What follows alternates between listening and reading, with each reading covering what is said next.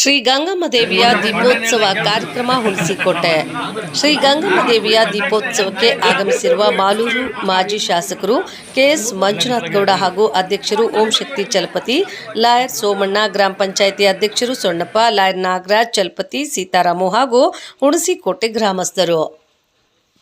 20 ವರ್ಷ 30 ವರ್ಷದಿಂದ 25 ವರ್ಷದಿಂದ DSS ಸದೃಢವಾಗಿದ್ದು ಜಿಲ್ಲೆ ಇದು.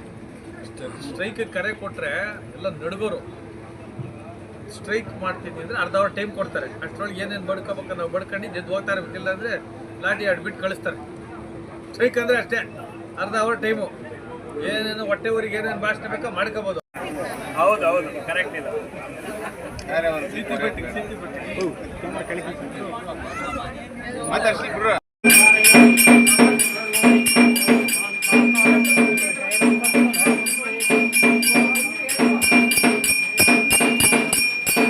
ಆಗಿದ್ದಾಗ ಇಲ್ಲಿ ಕಲ್ಲು ಕುಟುಕರಿಗೆ ಸಮಸ್ಯೆ ಅನ್ನೋದೆಲ್ಲ ನಮ್ಮ ಮನೆ ಬಾಗಿಲು ಯಾರು ನೋಡಲೇ ಇಲ್ಲ.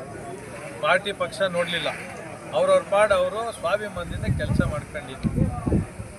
ನೆಕ್ಸ್ಟ್ ನನಗೆ ಹಿನ್ನಡೆ ಆದಾಗ ಶುರು ಆಯಿತು ತಿರುಗಿ ಗಲಾಟೆಗಳು.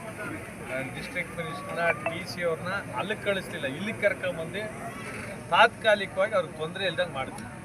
ಮತ್ತೆ ಕಾಂಗ್ರೆಸ್ ಸರ್ಕಾರ ಬಂತು, ಗೊತ್ತಲ್ಲ, ಜನರನ್ನ ಹಿಪ್ಪೆ ಮಾಡಿ ಇವ್ರಿಗೆ ಭಯ ಹಿಡಿಸಿ ಇವ್ರನ್ನ ಓಡಿಸೋ ಕೆಲಸ ಮಾಡ್ತಾರೆ. ಬ್ಲಾಕ್ಸ್ ಮಾಡಿ ಬೇಕಾದವ್ರಿಗೆ ಸ್ಯಾಂಕ್ಷನ್ ಮಾಡ್ಕೊಳ್ಳೋದು, ಪಾರ್ಟಿಗೆ ಸೇರಿದ್ರೆ ಸ್ಯಾಂಕ್ಷನ್ ಮಾಡ್ಕೊಳ್ಳೋದು, ಉಳಿದವ್ರಿಗೆ ಓಡಿಸೋದು. ಇಲ್ಲಾಂದರೆ ಅಧಿಕಾರಿಗಳು ಬಿಟ್ಟು ಒಂದು ಸಲ ಹಿಡಿದ್ರೆ 50,000 ಲಕ್ಷ ಕೊಡಬೇಕು. ಒಂದು ಸಲ ಟ್ಯಾಕ್ಟರ್ ಸೀಸ್ ಆದರೆ ಆದಮೇಲೆ 15 ದಿನ 20 ದಿನ ಆಗುತ್ತೆ ಈಚೆ ತಗೊಬರೋಕ್ಕೆ.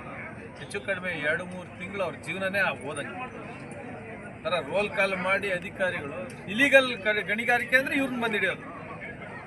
ದಿನಕ್ಕೆ 200-300 ಲೋಡು ಲಾರಿ ಲೋಡ್ ಕದಿಯೋದು ನನಗೆ ಹಿಡಿಯಲ್ಲ, ಇವ್ರನ್ನ ಹಿಡಿತಾರೆ ಬಂದು. ಇಲ್ಲೀಗಲ್ ಅಂದರೆ ದಿಂಡ್ಕಲ್ ಹಿಡಿಯೋರನ್ನ, ಚಪ್ಪಡಿ ಮಾಡೋರನ್ನ ಹಿಡಿಯೋದು.